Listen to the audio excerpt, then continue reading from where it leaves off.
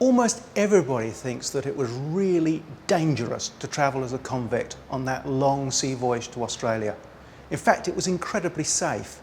Your chances of dying at sea as a convict were half those of a free migrant sailing across the Atlantic to America in the same time. The captain was responsible for getting the ship from Britain and Ireland to Australia. He didn't really have much say over the convicts at all. It was the surgeon that was responsible not only for the health of the convicts, but also for their education during the voyage, and perhaps surprisingly, their punishment as well. So if you did something wrong, it was the surgeon you answered to, not the captain.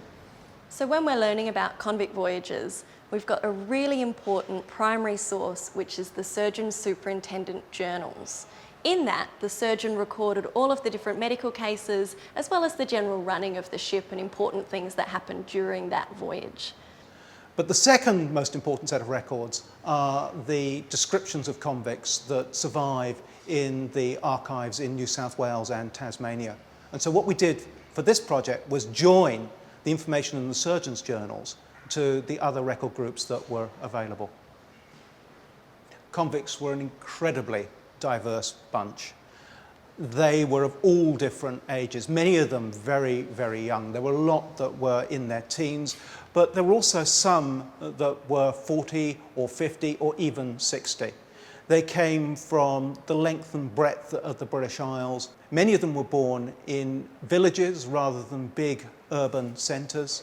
They worked before they were transported at a huge range of different occupations.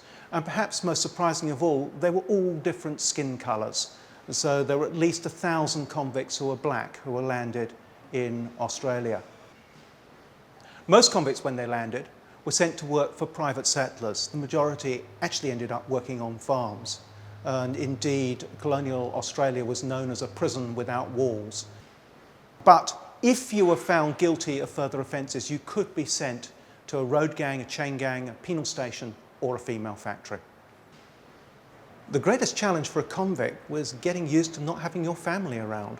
This was what the terror of transportation was all about. It wasn't just that you were travelling to the unknown, it's that you were travelling to the unknown without your family and without any real prospect of ever seeing them again.